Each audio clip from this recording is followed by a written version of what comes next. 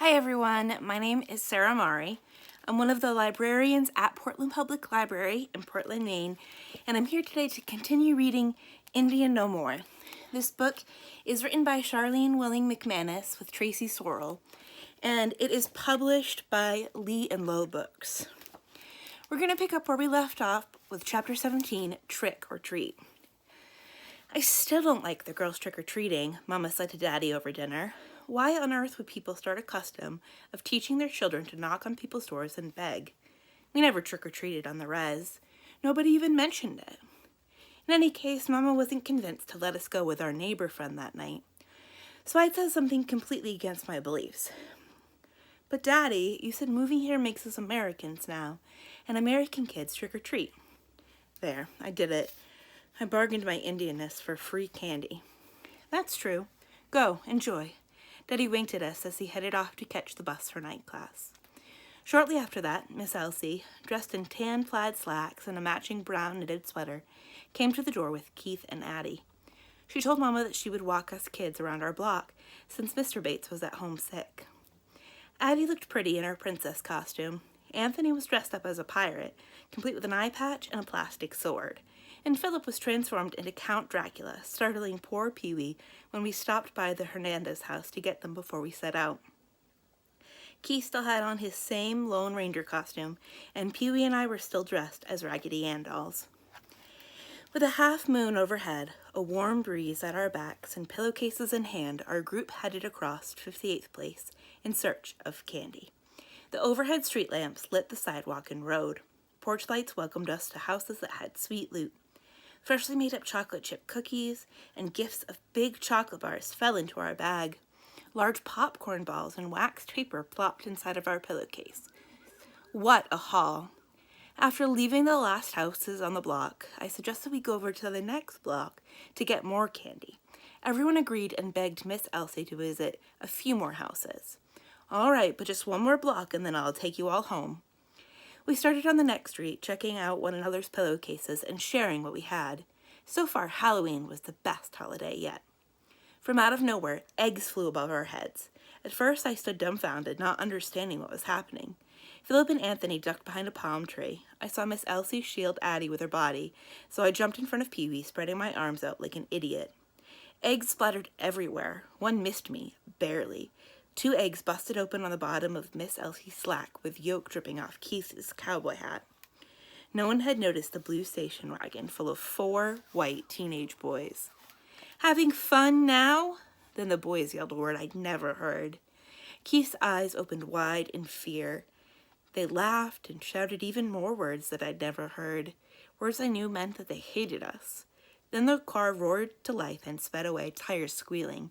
Red taillights faded down the street. Silence hovered in the air. I trembled. My eyes filled. Addie looked at Miss Elsie and bawled. Keith looked stunned. The Hernandez brothers came out slowly from behind the palm trees.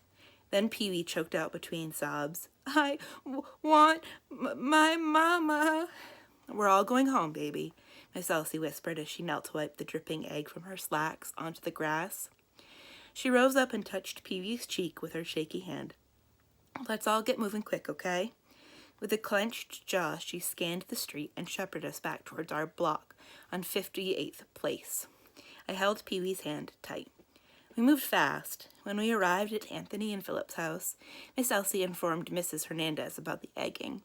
Mrs. Hernandez covered her mouth and said something in Spanish that caused the brothers' eyes to widen and look at each other. She patted Miss Elsie's shoulder and then hurried the boys inside. Then we got to our house. Mama sat smoking a cigarette on her rocker on the porch. I glanced down fast. I didn't want her to know that I was scared, but Pee-wee rushed right up and sobbed into her lap. I'm so sorry, Kate. Something awful happened. Miss Elsie began and told her all about how the white boys in a station wagon threw eggs and said awful words. First, Mama asked Miss Elsie if she was all right. Miss Elsie responded that she was ready to get herself, Keith, and Addie home. Next, Mama thanked her for taking us trick-or-treating and bringing us home. But as soon as she closed the door and knew Miss Elsie was across the street, the screaming began, mostly in Portuguese and some in English. Mama waving her hands with her cigarette circling like a glowing sparkler. Then Daddy walked in the door from class. Mama gave him an earful. "It's all right, Kate," Daddy said, putting down his thing. "You girls didn't get hurt, did you?" We stayed quiet, but we shook our heads no. "Why don't you two show me what you got?" Chich said, touching our cheeks to calm our features. She went into our room and returned with some fabric for us to sort all the goodies inside our pillowcases on the floor. We did as we were told, showing Chich each kind of treat we had. Chocolate was put in one stack, bubblegum in another, baked treats, and so on. We kept our heads down, though not daring to look up at Mama. She relayed to Daddy everything Miss Elsie shared about the incident. I wondered about that word those boys kept saying. "Maybe we should think about moving to another area," Daddy said. "You know, living here makes us guilty by association." "Guilty of what?" Mama snapped. Daddy stayed quiet and glanced at us girls as he swiped a chocolate bar from my pile. I wanted to protest, but I thought better of it. "Mama," I asked her what that word meant. She spun around fast. "Regina Petite, I better never hear that word from your lips again. Do you hear me?" Cowering, I nodded. Tears filled my eyes again. "It's a very bad word. A filthy name." "I promise," I whispered, just before Mama and Daddy headed into their bedroom. I still didn't know what it meant. What I did know was that I had caused this. If I hadn't asked if we could go trick-or-treating for another block in the first place, nobody would have been egged. I would never have heard that word, and Mama and Daddy wouldn't be fighting in the bedroom now about moving. "It's time for bed, girls," Chich said, helping us move our stash of goodies to the kitchen. She then removed our yarn wigs and took a warm, wet cloth to our faces to remove our makeup. Then she sent us off to have a bath. After we had washed away any physical reminders of the day, Chich took time with each of us, drying and combing our hair. I felt better, but sleep did not come easily. My mind kept seeing egg yolk hanging off Keith's hat, along with Addie and Pee-wee crying their eyes out. I didn't understand anything that happened, but I knew two things. I would apologize to Keith's family the next day, and this was the first and last time we'd ever celebrate Halloween. Chapter 18, An Indian Like Tonto. November brought its own mix of good and bad to our lives on 58th Place. First, Daddy graduated from his technical school and got 2 diplomas in the mail. He received the highest marks in his class, just like he said he would, making him the top pick for companies hiring. Teleautographic, a very large electronics firm, recruited him after graduation. The company designed mechanical writing equipment that could send people's signature from one office to another. According to Daddy, it was revolutionary stuff. I was making good money, more than we ever had before, Daddy beamed.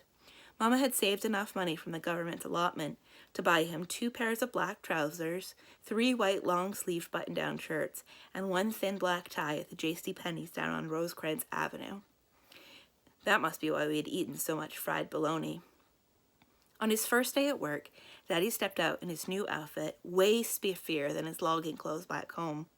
"You look very handsome," Mama said, handing him a cup of black coffee, which he accepted. Then he snuck a kiss. "Proud of you," Chich said. I wanted to say something too. "You look like an Indian agent." Daddy laughed. "Well, I hope I do a better job at helping folks than they ever did." He hugged Pee-wee and me before we headed out to meet everyone and walked to school. Daddy still caught the number 5 bus to Westchester to get to his new job.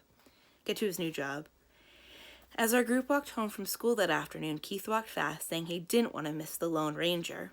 "Let me ask my mom if you can come over and watch it." "That'd be great. I've never seen it." "What? How?" "We don't have a television," I whispered, so the other kids wouldn't hear me. "You've been to my house, remember?" "But you didn't have one back home?" "No, never." There, I confessed. We hardly ever had anything anyone here did.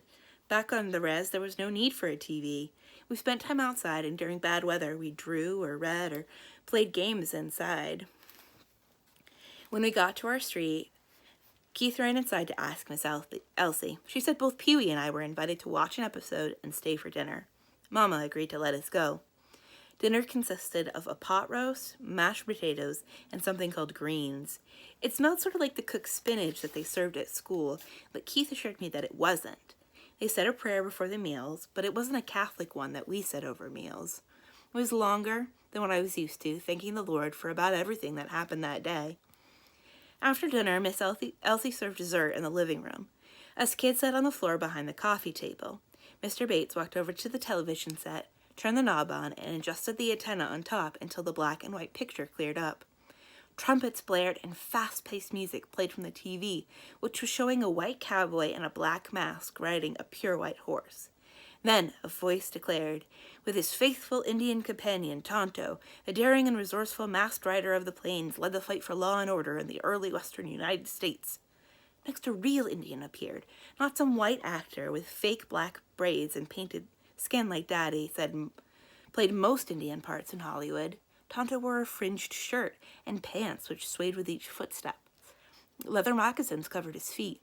He had a thin leather strap tied around his forehead, and he owned a horse, Scout, a gorgeous paint pony. The actor's name, Jay Silverheels, appeared on the screen. Mr. Bates said that he read in an interview with Jay Silverheels that he came from the Mohawk tribe. I hadn't heard that one, but I was in love. In this episode, the Lone Ranger and Tonto entered an Indian reservation where everyone owned horses, even the young Indian boys. Then I noticed the white actor spoke perfect English. However, the Indians, including Tonto, spoke broken English. No way had I ever heard any Indian talk like that. It sounded weird, but Tonto was still my hero. I can see why you like this show so much, I told Keith after it ended. Pee-wee and I thanked Miss Elsie and Mr. Bates before returning our plates and cups to the kitchen. We raced across the street and flew through the front door. Daddy and Mama sat on the couch. Daddy lowered the newspaper as Mama looked up from a murder mystery she'd checked out at the John Muir Library nearby.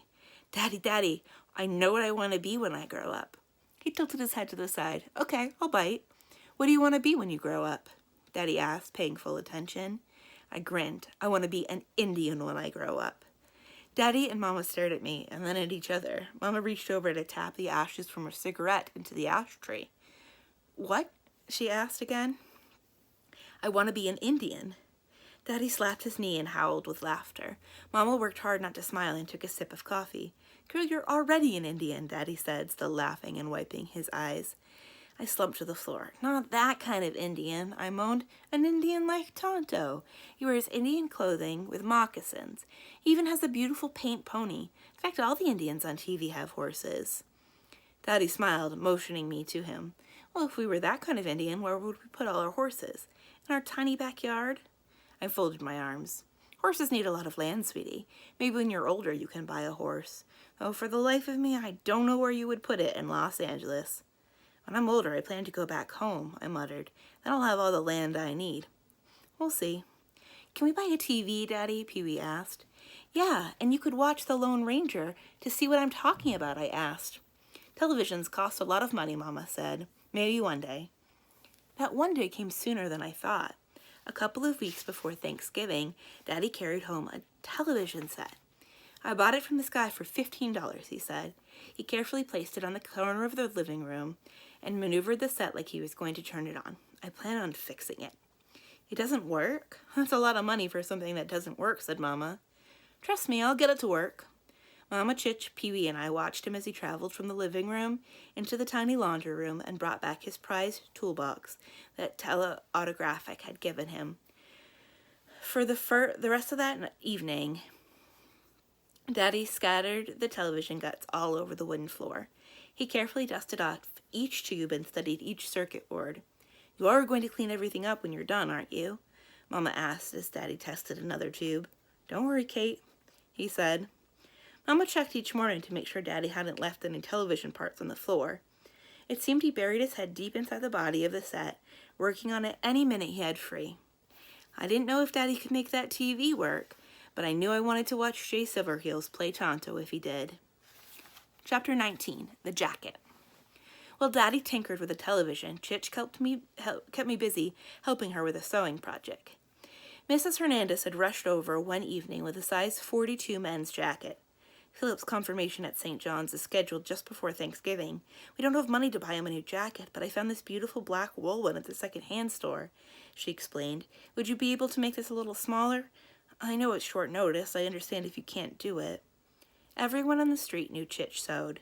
Since we moved to 58th Place, she had made a dress for Addie, curtains for Mrs. Gartner, the elderly German woman across the street, and repaired a zipper on Miss Elsie's blue linen dress. Our living room was also looking better each month. Beautiful new curtains hung on our windows. I'll do my best, she said, looking over the jacket. I need to measure Philip first. Mrs. Hernandez returned with Philip, and Chich took his measurements. After they left, she went to the kitchen to get a few paper grocery bags to make a pattern. It had been a while since I offered to help Chich with a sewing project, and I missed it. Can I help with a jacket, Chich? I asked. Of course, Quayim, she said, smiling. She put me to work carefully ripping out the seams that held the jacket together while she drew a boy's jacket pattern on paper grocery bags. Pieces of brown paper lay everywhere. Bring those little jacket pieces, she said, and let's start pinning the pattern on them. I watched her first. She placed the pattern on the fabric, pinning it down. Then I took one of the sleeves and placed the pattern and the pins just as Chich had. Once all the pattern pieces were pinned, we took turns using the scissors to carefully cut the excess material away from the pattern. Where did you learn to sew? I asked. My mother taught me. She had learned to sew when she and the other kids from the reservation were forced to go to boarding school. Said it was the only thing she enjoyed there. The school teachers wouldn't allow the children to speak Umpqua or sing our songs. She realized that no one bothered her when she spent hours at the sewing machine, so she would hum the melodies to our song and sing them in her head. She told herself our stories in Umpqua over and over again so she wouldn't forget. It helped her feel connected to home because she rarely got to visit her family. Next, Chich stitched together the newly trimmed black wool fabric pieces with her Singer sewing machine. Then it was time to make the lining. She showed me how to take the same pattern pieces and make them smaller. We placed them on the blue striped satin fabric and pinned and cut those as well. This time she had me take a few turns sitting down at the sewing machine to sew some pieces. Together we sewed up the blue striped lining. I loved sitting next to Chich each night working on Philip's jacket. Like her mother, she'd be humming or singing songs in our language from back home. The night before we were to give the jacket to Mrs. Hernandez, Chich guided me as I hand-stitched the lining inside it. Make sure to hide your stitches so they don't show, she said, taking time to review my work when I got lost in my thoughts. Good, very good. When Mrs. Hernandez came back with Philip, Chich brought out the jacket. Mrs. Hernandez teared up, her hands covering her mouth. Magnifico, she whispered, motioning for Philip to put it on. He reluctantly obeyed, pushing his arms into the sleeves of the jacket over his white t-shirt. Not only did it fit, but it looked like it had always been a boy's jacket. How much? Nothing, Chich said, smiling at our creation, and back at me. It's a gift. Ay, que generosa. Mrs. Hernandez clutched her heart. If you ever need anything at all, please ask. Muchas gracias. Chapter 20. Pilgrims and Indians. Sometimes Budlong Elementary felt like the boarding school that Chich's mother had gone to. No one seemed to respect our language, culture, or stories. We celebrated Thanksgiving at Budlong, another holiday no one back home in Grand Ronde observed. The teachers at school prepared a play where the classes acted out various parts of the first Thanksgiving celebration. They sorted students according to who would be the best at Pilgrims and Indians. Guess what part I got to play? Wouldn't laugh if I were you, Keith said, annoyed at my chuckling over his tall black buckled hat and oversized white collar. He grabbed my fake buckskin vest made from a brown grocery sack and accidentally pulled off one of the paper fringes. I hate my lines in this play. Too bad you can't wear your real Indian costume, Richard said as he passed by, sporting a multicolored construction paper headdress and a brown paper bag vest nearly identical to mine. Mine had Keith's bright crayon drawing of Indian symbols he had learned through Boy Scouts, which looked like nothing like the ones that I had learned back home. I sighed. We don't wear costumes, Richard. It's awful we have to wear these silly paper bags at all. Why, you look just like a real Indian, said one of the mothers, helping us get ready. She fingered my braids and then painted red lines on both my cheeks with her lipstick. I stared down at the classroom floor. That's because she is, said Alice, smirking in the pilgrim costume her mother made. She twirled around in a long black dress with a white apron and a bonnet. Mama Chich and Miss Elsie came to our afternoon performance in Budlong's auditorium. Each grade had a 5-minute segment to present as part of the first Thanksgiving story. Here at Budlong, the way each grade had their classes perform, you would think that the Indians were starving before the white men arrived and that the Pilgrims came to their rescue. For the 4th grade, Addie's class sang a song about how the Indians danced for the Pilgrims at the celebration, whooping and leaping around in a circle. I'd never seen or heard about any Indian dancing like the song described. Pee-wee's class selected her to share the drawing she made to demonstrate how the Indians lived before the Pilgrims ship landed.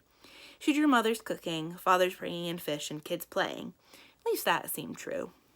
Our class followed with Richard, our chief, leading 12 of us Indians on stage. He strutted around, nodding to each one of us. Then Miss Davies gave us the signal to sit on the floor, legs crossed. The Pilgrims, headed by Keith and Alice, came on stage. Chief Richard got up to meet them. "Thank you for inviting us to join you," said Keith. "Welcome to this land," Richard replied. Keith nervously adjusted his big collar and hat. The hat was slipping down on his ears. I giggled. He screwed up his nose at me before looking back at Richard. "Your people and my people will share bread on this day," he said. "You will teach us how to plant corn and pumpkins." "And we who are civilized will teach you our ways," added Alice, handing over a Bible, "so you will become civilized too." Then the Pilgrims placed a long table on the stage. Keith stood at the head of it, semi-mumbling, "Thank you, God, for allowing us to teach these savages our ways. Amen." Us Indians then had to get up and do a welcome dance that again didn't look anything like I had heard or seen back home.